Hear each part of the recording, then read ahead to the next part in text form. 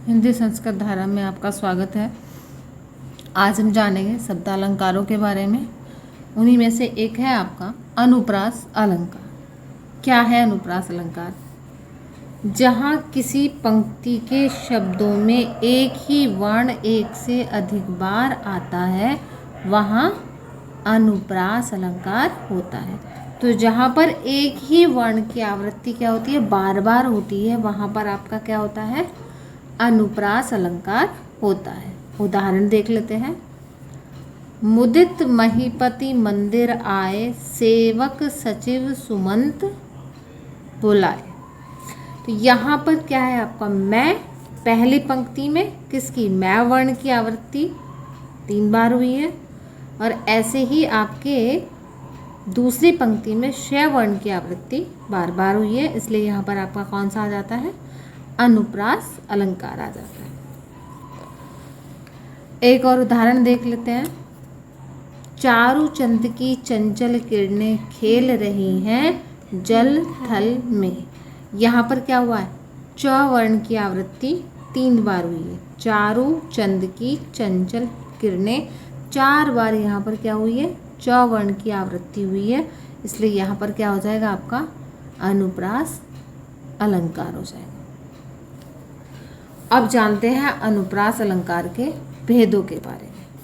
अब अनुप्रास अलंकार के कितने भेद हैं, 5 भेद हैं। कौन कौन से हैं, छेकानुप्रास, वृत्त्यानुप्रास, श्रुत्यानुप्रास, अंत्यानुप्रास और लाटानुप्रास। अभी आपके 5 भेद हो गए हैं। अब हम इनको कैसे पहचानेंगे, क्या है, इनके बारे में हम थोड़ा विस्तार से जान लेते हैं। सबसे पहले आपका आता है छेकानुप्रास, जहाँ स्वरूप और क्रम से, कैसे, स्वरूप से और क्रम से अनेक वर्णों की आवृत्ति एक ही बार हो। वर्ण तो कई हो सकते हैं लेकिन उसकी आवृत्ति एक ही बार ही होगी, तो वहाँ पर क्या होगा आपका छेकानुप्रास होता है। अब कैसे होगा वो हम आपको उदाहरण से देख लेते हैं। रीझी रीझी रहसी रहसी, हंसी हंसी उठे, सांसें भर आंसू भरी, कहत दई दई। अब इसमें छेकानुप्रास कैसे है, हमने कहा स्वरूप और क्रम से, है ना। तो स्वरूप में र और झ क्या है,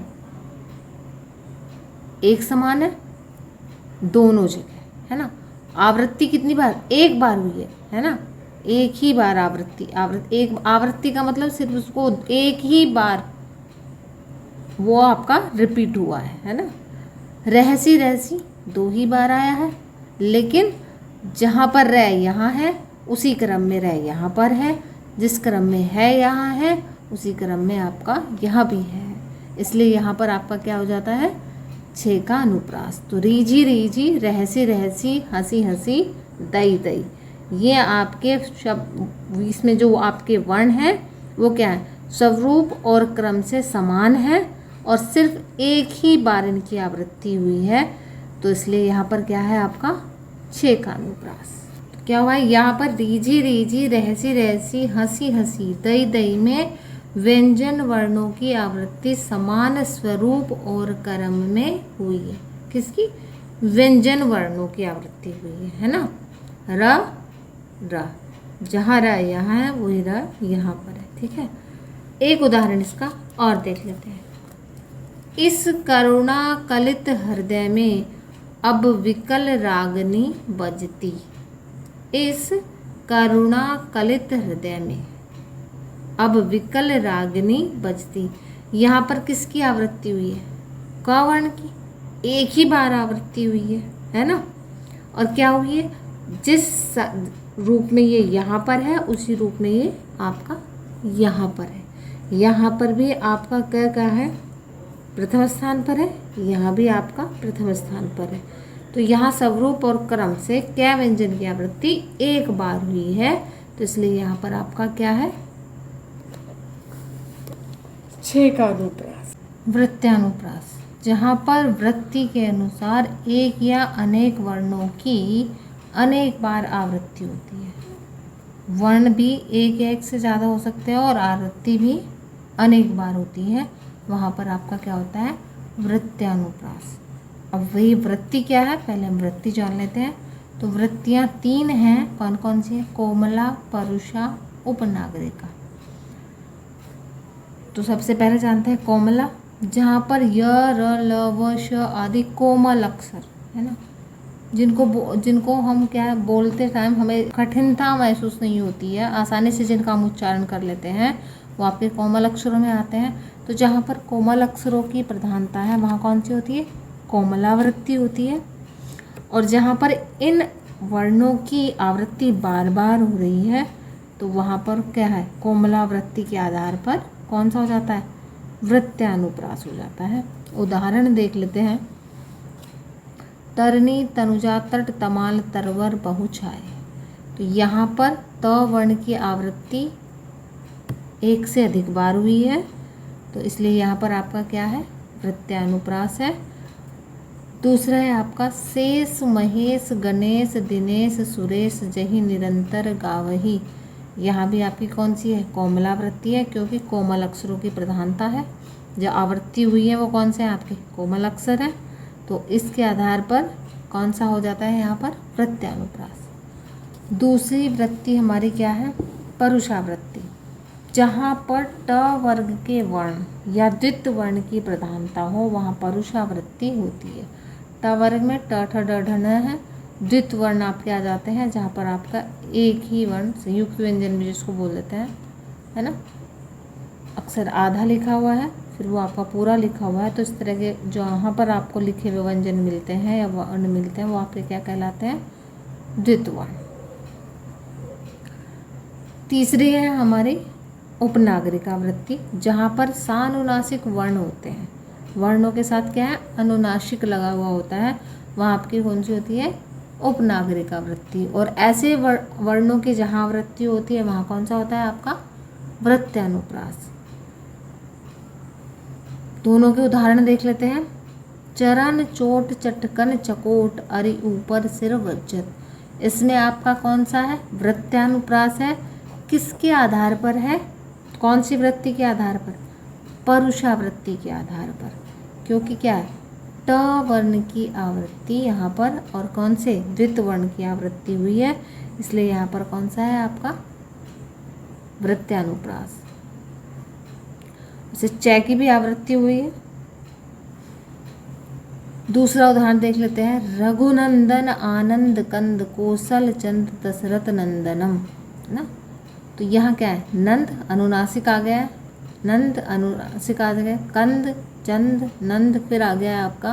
तो यहाँ पर क्या है, अनुनासिक वर्णों की आवृत्ति हो रही है, इसलिए वृत्त्यानुप्रास है किसके, उपनागरिका वृत्ति के आधार पर। तो मेन आपका चीज़ क्या है कि यहाँ पर किसी भी व्यंजन की आवृत्ति, एक या एक से अधिक व्यंजन की आवृत्ति एक से अधिक बार जब होती है तो वहाँ पर आपका क्या होता है, वृत्त्यानुप्रास होता है। अगला हमारा है भेद इसका, श्रुत्यानुप्रास, जहाँ पर एक ही स्थान से उच्चारित होने वाले वर्णों की आवृत्ति हो, जैसे कंठ आदि। उच्चारण स्थान हमने पहले देखे थे, कंठ, तालु आदि। तो एक ही उच्चारण स्थान से जो उच्चारित होने वाले वर्ण हैं और जब उनकी आवृत्ति होती है तो वहाँ पर आपका कौन सा होता है, श्रुत्यानुप्रास होता है। उदाहरण देख लेते हैं। तुलसीदास सीदत, निस्दिन देखत तुम्हारी निठुराई। तो यहाँ पर क्या है, त, द, स और न वर्णों की आवृत्ति हुई है और इन चारों ही वर्णों का उच्चारण स्थान क्या है, दंत। कौन सा है, दंत। तो इसलिए यहाँ पर क्या है, श्रुत्यानुप्रास है। अंत्यानुप्रास, जहाँ पर पद के अंत में एक ही स्वर और व्यंजन की आवृत्ति हो। तो अब आवृत्ति कहाँ हो रही है, स्वर हो या व्यंजन हो, आवृत्ति तो हो रही है, लेकिन आवृत्ति कहाँ पर हो रही है, अंत में अगर हो रही है, वाक्य के या किसी पद के अंत में जब उसकी आवृत्ति हो रही है तो वहाँ पर आपका होता है अंत्यानुप्रास। उदाहरण देख लेते हैं। रघुकुल रीत सदा चले आई, प्राण जाहे पर वचन न जाई। आई जय आई, आई आई शब्द की आवृत्ति क्या हो रही है, बाद में समान वर्णों की आवृत्ति हो रही है, इसलिए यहाँ पर कौन सा है, अंत्यानुप्रास। लाटानुप्रास क्या है, जहाँ पर ऐसे शब्द या वाक्यांश दोबारा आते हैं जिनका सामान्य अर्थ तो एक ही होता है। अर्थ क्या है, देखने में अर्थ क्या है, एक है, लेकिन जब हम उनका अन्वय करके उनका अर्थ निकालते हैं तो वो क्या होता है, बदल जाता है, अर्थ बदल जाता है। जब हम उनको सामान्य रूप में देखते तो अर्थ एक ही है, लेकिन जब उसको हम अन्वय करके पद में अलग अलग करके उनका अर्थ निकालते हैं तो तब क्या है, अर्थ बदल जाता है। तो वहाँ पर आपका क्या होता है, लाटानुप्रास होता है। उदाहरण देख लेते हैं कैसे है। पूत सपूत तो क्यों धन संचय, पूत कपूत तो क्यों धन संचय। आवृत्ति कौन से वाक्यांश की हुई है, तो क्यों धन संचय, है ना, क्यों धन संचय इसकी आवृत्ति हुई है, पूत की भी आवृत्ति हुई है, लेकिन कैसा है, पहले यहाँ पर पुत्र कैसा है, सपूत है, दूसरा कैसा है, कुपुत्र है ना।